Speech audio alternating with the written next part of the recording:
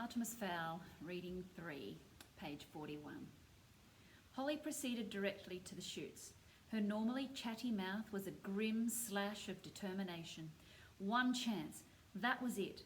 She will allow nothing to break her concentration. There was the usual queue of holiday visa hopefuls stretching to the corner of Elevator Plaza, but Holly bypassed it by waving her badge at the waiting line. A truculent gnome refused to yield. "How come you LEP guys get to go topside? What's so special about you?" Holly breathed deeply through her nose, courtesy at all times. "Police business, sir. Now if you could just excuse me." The gnome scratched his massive behind. "I hear you LEP guys make up your police business just to get a look at some moonlight. That's what I hear." Holly attempted an amused smile.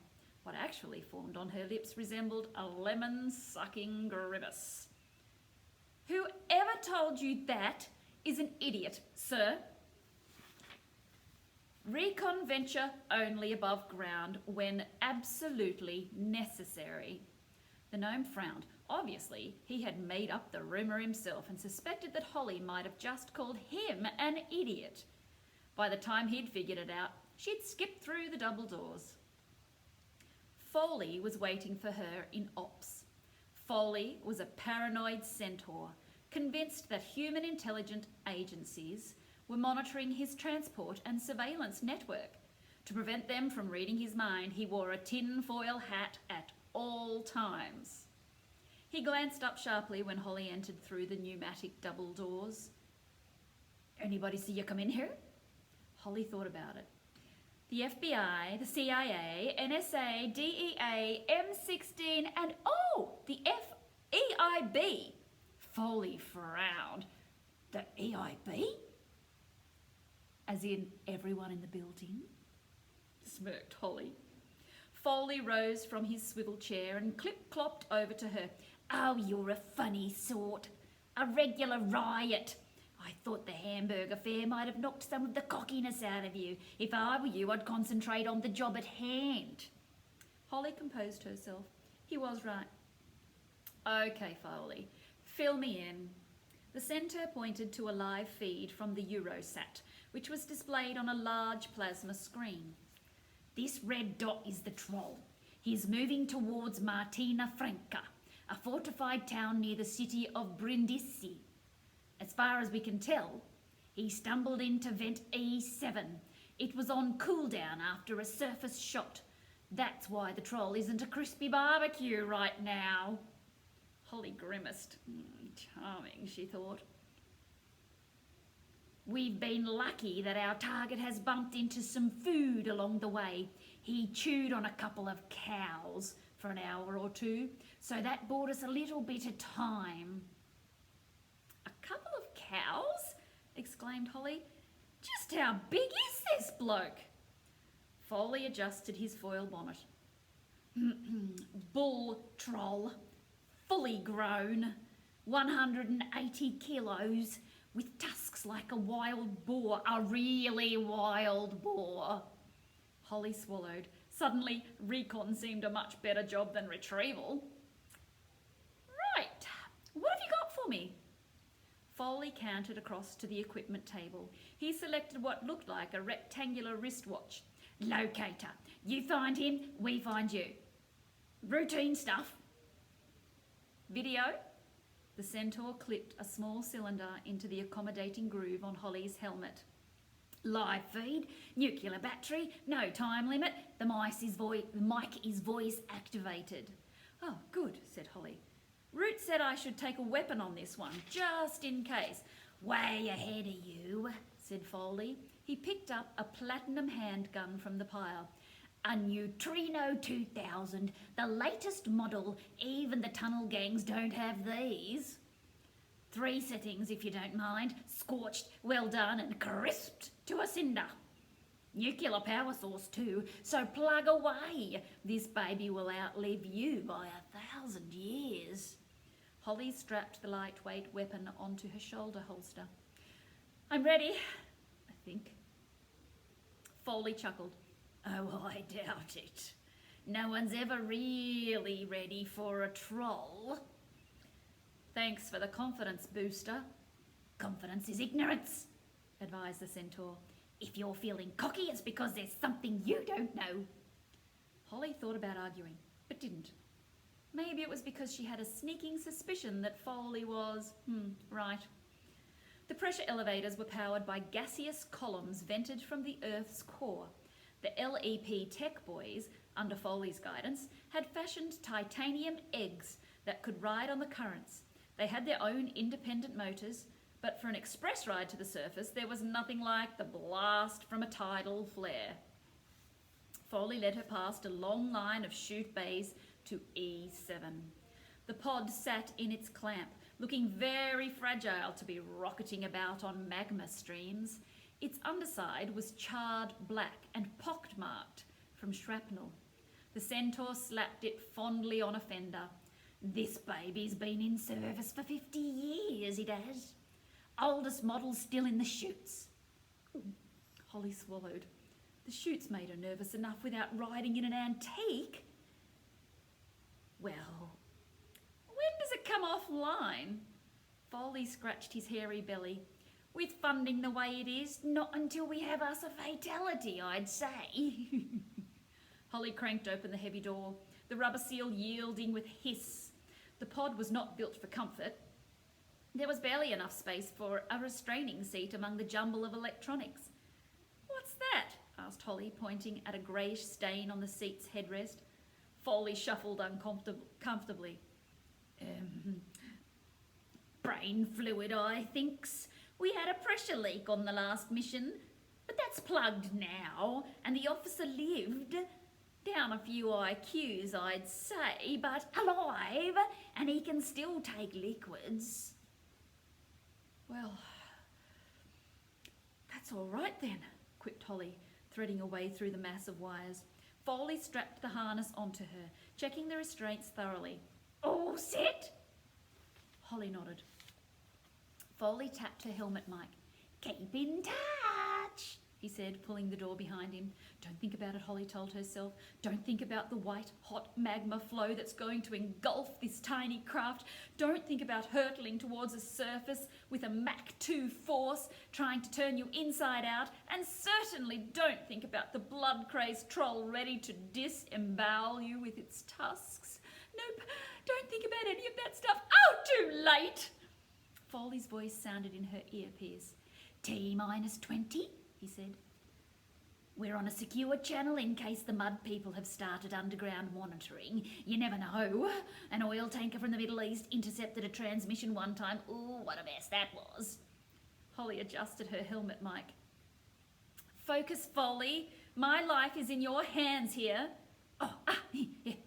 Sorry. We're going to use the rail to drop you into E7's main shaft. There's a surge due any minute. That should see you past the first 100 clicks, yeah? Then you're on your own. Holly nodded, curling her fingers around the twin joysticks. All systems check. Fire it up! There was a whoosh as the pod's engines ignited. The tiny craft jostled in its housing, shaking Holly like a bead in a rattle. She could barely hear Foley speaking into her ear. You're in the secondary shaft now. Get ready to fly. Short. Holly pulled a rubber cylinder from the dash and slipped it between her teeth. No good having a radio if you swallowed your own tongue. She activated the external cameras and put on the view on screen. The entrance to E7 was creeping towards her. The air was shimmering in the landing light glow. White hot sparks tumbled into the secondary shaft. Holly couldn't hear the roar, but she could imagine it. A raw, skinning wind, like a million trolls howling. Her fingers tightened around the joysticks. The pod shuddered to a halt at the lip. The chute stretched above and below, massive, boundless, like dropping an ant down a drain pipe. Righto, cackled Foley. Hold on to your breakfast. Roller coasters ain't got nothing on this. Holly nodded. She couldn't speak, not with the rubber in her mouth. The centaur would be able to see her in the podcam anyway. Sayonara, sweetheart, said Foley, and pressed the button. The pod's clamp tilted, rolling Holly into the abyss. Her stomach tightened as G-force took hold, dragging her to the centre of the earth. The seismology section had 1,000,000 probes down here, with a 99.8 success rate of predicting the magna flares, but there was always that 0.2%. The fall seemed to last for an eternity, and just when Holly had mentally consigned herself to the scrap heap, she felt it. That unforgettable vibration, the feeling that outside her tiny sphere, the whole world was being shaken apart. Here it comes. Fins, she said, spitting the word around the cylinder. Foley may have replied. She couldn't hear him anymore. Holly couldn't hear even herself. But she did see the stabilisation fins slide out on the monitor. The flare caught her like a hurricane, spinning the pod at first until the fins caught. Half-melted rocks pelted the craft's underside, jolting it towards the chute walls. Holly compensated with bursts from the joysticks. The heat was tremendous in that confined space, enough to fry a human. But fairy lungs were made of stronger stuff. The acceleration dragged her body with invisible hands, stretching the flesh over her arms and face. Holly blinked a salty sweat from her eyes and concentrated on the monitor. The flare had totally engulfed her pod, and it was like a big 1-2. Force 7 at the very least, a good 500-metre girth. Orange striped magma swirled and hissed around her, searching for a weak point in the metal casing of her pod. The pod groaned and complained. 50-year-old rivets threatened to pop. Holly shook her head. The first thing she was going to do on her return was to kick Foley straight in his hairy behind. She felt like a nut inside a shell between a gnome's molars.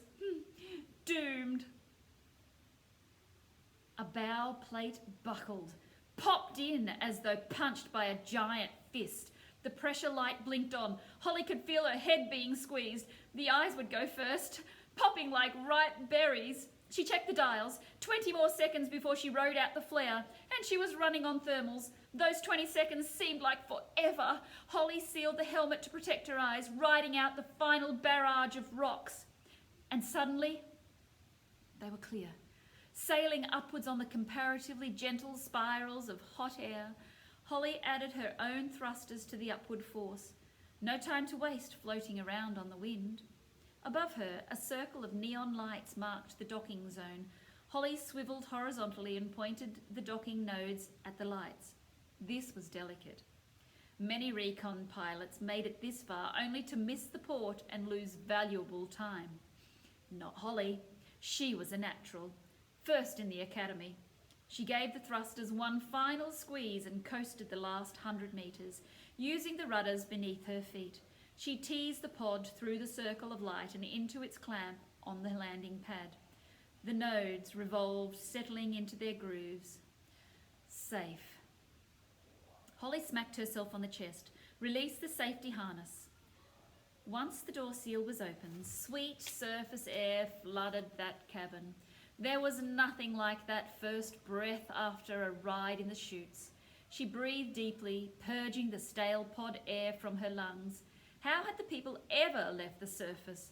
Sometimes she wished that her ancestors had stayed to fight it out with the mud people. But there were too many of them, unlike fairies, who could produce only a single child every 20 years. Mud people bred like rodents. Numbers would subdue even magic. Although she was enjoying the night air, Holly could taste traces of pollutants. The mud people destroyed everything they came into contact with. Of course, they didn't live in the mud anymore. Not in this country, at least. Oh, no. Big, fancy dwellings with rooms for everything. Rooms for sleeping, rooms for eating, even a room to go to the toilet inside. Holly shuddered. Imagine going to the toilet inside your own house. Disgusting! The only good thing about going to the toilet was the minerals being returned to the earth. But the mud people had even managed to botch that up by treating the stuff with bottles of blue chemicals. If anyone had told her 100 years ago that humans would be taking the fertile out of fertilizer, she would have told them to get some air holes drilled in their skulls. Holly unhooked a set of wings from their bracket. They were double ovals with a clunky motor. She moaned. Oh, dragonflies. Oh, she hated that model. Petrol engine, if you don't mind, and heavier than a pig dipped in mud. Now the Hummingbird Z7, that was transport. Whisper silent with a satellite-bounced solar battery that would fly you twice around the world. But there were budget cuts. Again. On her wrist, the locator began to beep. She was in range. Holly stepped out of the pod and onto the landing bay. She was inside a camouflaged mound of earth, commonly known as a fairy fort. Indeed, the people used to live in these until they were driven deeper underground. There wasn't much technology, just a few external monitors and a self-destruct device should the bay be discovered. There was nothing on the screens, all clear. The pneumatic doors were slightly askew, where the troll had barged on through, but otherwise everything else seemed operational. Holly, strapped on the wings, stepped into the outside world. The Italian night sky was crisp and brisk, infused with olives and vine. Crickets clicked on the rough grass, and moths fluttered in the starlight. Holly couldn't stop herself from smiling. Oh, it was worth the risk. Every single bit of it. Speaking of risk, she checked the locator. The bip was much stronger now. The troll was almost at the town walls. She could appreciate nature after the mission was over. Now it was time for action. Holly primed the wings motor, pulling the starter cord over her shoulder. Nothing. She fumed silently. Every spoilt kid in Haven had a hummingbird for their wilderness holidays, and here were the LEP with wings that were junk when they were new. She yanked the cord again, and then again. On the third wrench, it caught, spewing a steam of smoke and fumes into the night. About time, she grunted, flicking the throttle switch wide open. The wings flapped their way up to a steady beat and, with not a little effort, lifted Captain Holly short into the night sky. Even without the locator, the troll would have been easy to follow. It had left a trail of destruction wider than a tunnel excavator. Holly flew low, skipping between mist hazes and trees, matching the troll's course. The crazed creature had cut a swath through the middle of a vineyard, turned a stone wall to rubble, and left a guard dog gibbering under a hedge. Then she flew over the cows. Ooh, that was not a pretty sight. Without going into details, let's just say there wasn't much left besides horns and hooves. The red bip was louder now. Louder meant closer. She could see the town below her, nestled on top of a low hill, surrounded by a crenellated wall from the Middle Ages. Lights still burned in most windows. Time for a little magic. A lot of the magic attributed to the people is just superstition, but they do have certain powers. Healing, the mesmer, and shielding being among them. Shielding is really a misnomer. What fairies actually do is to vibrate at such a high frequency that they are never in one place long enough to be seen. Humans may notice a slight shimmer in the air if they are paying close attention, which they rarely are. And even then, the shimmer is generally attributed to evaporation. Typical of mud people to invent a complicated explanation for a very simple phenomenon. Holly switched on her shield. It took a bit more out of her than usual. She could feel the strain in the beads of sweat on her forehead. I really should complete the ritual, she thought. The sooner the better. Some commotion below broke into her thoughts, something that didn't gel with the nighttime noises. Holly adjusted the trim on her backpack and flew in for a closer look. Look only, she reminded herself. That was her job. A recon officer was sent up the chutes to pinpoint the target, while the retrieval boys took a nice, cushy shuttle. The troll was directly below her, pounding against the town's outer wall, which was coming away in chunks beneath its powerful fingers. Holly sucked in a startled gasp. This guy was a monster, big as an elephant and 10 times as mean. But this particular beast was worse than mean. He was scared. Control, Holly said into her mic. Runner located. Situation critical topside. Root himself was on the other end of the comlink. Clarify, Captain! Holly pointed her video link at the troll. Runner is going through the town wall. Contact imminent. How far away are retrieval? ETA 5 minutes minimum. We're still in the shuttle. Holly bit her lip. Root was in the shuttle? That's too long, Commander. The whole town is going to explode in 10 seconds. I'm going in. Negative, Holly, Captain Short. You don't have an invite. You know the law. Hold your position. But, Commander... Root cut her off. No buts, Captain. Hang back. That's an order. Holly's entire body felt like a heartbeat. Petrol fumes were addling her brain. What could she do? What was the right decision to make? Lives or orders? Then the troll broke through the wall, and the child's voice split the night. Oinito! It screamed. Of course, I'm going to stop it there.